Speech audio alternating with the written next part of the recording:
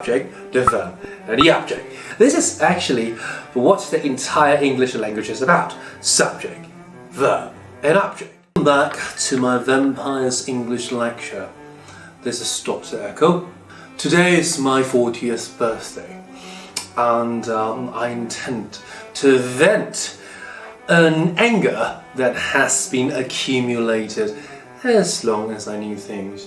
As you guys might have known, that I teach English for a living. But I didn't think that I would become a teacher one day, because when I was young and naive, I hated teachers, particularly English teachers. Why? So today, I'm going to talk to you guys about how our way of teaching English at school has failed. If not completely, at least almost completely. But today I'm going to focus only on English.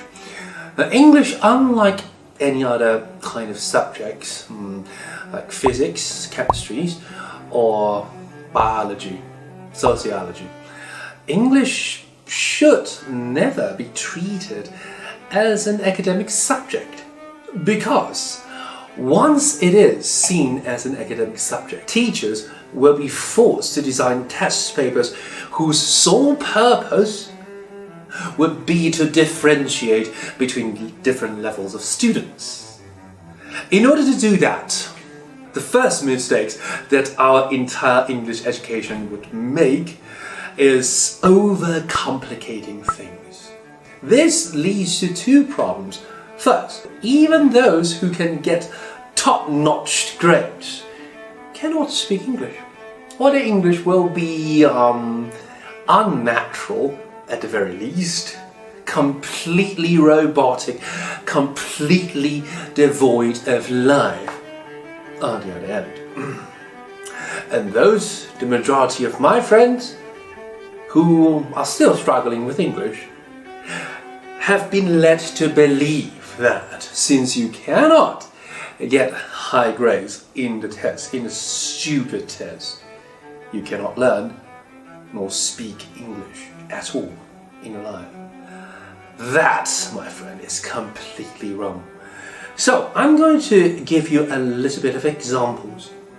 Now first, almost all of our first lessons comprises of differentiating the English syntax into 5 major categories, the so-called 5大句型.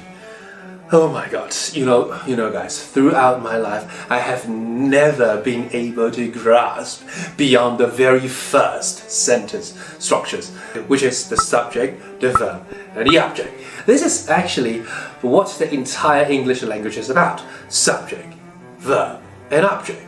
However, our textbooks will state that there is another form, subject, verb, and I believe it is complementary, SVC and SVO. So, when we were very young, we were forced to differentiate between the object, the O, and complementary, the C. And then people will get confused. There is no point in differentiating that, because as long as you know, after a subject, which is the first noun in a sentence that we use, and then we follow it with a verb, which is not necessarily an action, and then we will have a complete English idea, and that will be the beginning of everything. What about the object or complementary? Anything that comes after the verb, I would call it an object. You don't need to differentiate too much. Now, come to clauses. Oh my god. Whenever it comes to clauses, I have to drink, because for me, clauses are mainly 2 different kinds. 名词子句, 副词子句, 形容词子句. This is how the school wants us to learn about how to use clauses. But that is definitely not how we learn to use clauses. when we want to use clauses, we would simply think about something that we want to say. Something that we want to say. Clauses. We would not be thinking, okay, here we should use a noun clause, and because noun clause is used in this and that certain situation, that kind of thing. No, we don't do that. We don't think about the school rules.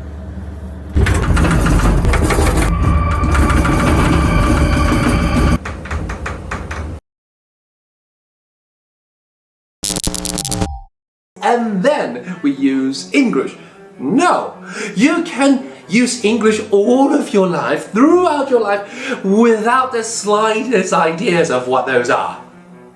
So you don't have to learn about that. And if I can, I would urge the entire English teaching systems, starting with, of course, the education ministry, to stop forcing our students to memorize all those things. You don't have to.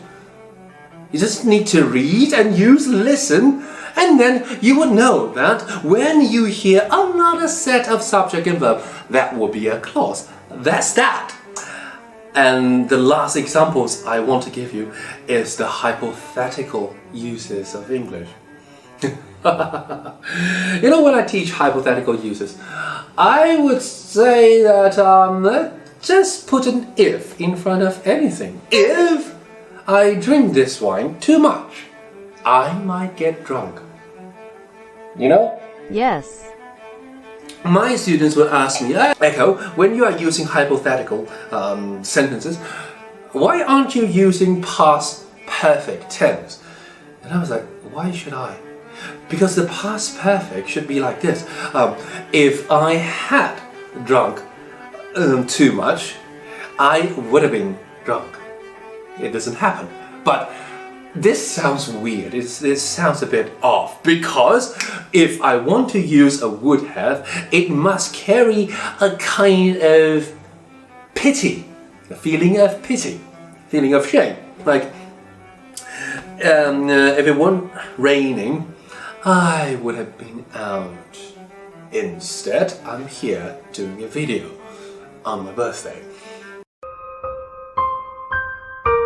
How about past tense? How about simple past tense? Like, if it was sunny, I would go out. It sounds a bit less piteous. So, in our textbooks, now some of my high school students would ask me that sometimes the sentence uses past and sometimes it is past perfect, and the teacher explains so much, and then they still don't understand. It's very easy actually. If you use more words, such as a past perfect tense, it feels stronger than past tense only. Now, of course, I believe that there will be grammar Nazis who want to correct me. Das war ein Befehl! Der Angriff Steiners war ein Befehl! Wer schickt Sie, dass Sie es wagen, sich meinen Befehl zu widersetzen? Yeah. To those kind of people, I would only say this.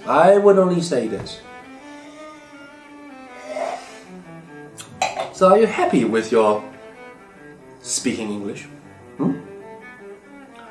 Are you feeling natural? Are you feeling fluent? Because this is what I believe. Like Sherlock Holmes has said in the BBC productions, actually, there is only so much space in a human brain. Like mine has a very limited capacity. I can't be dissecting all these complicated rules while still maintaining my fluency. I can't do that. I can't. So I have chosen the easier path. I simplify the grammar to only subject, verb, object, clauses and phrases. How about the tenses? I don't draw timeline. I think drawing timeline to understand tenses is A completely moronic idea. Because the tenses have meaning. Then how do we get those meanings if we don't draw a timeline? Very easy. We just read, listening to English in its original context. In a novel, for instance.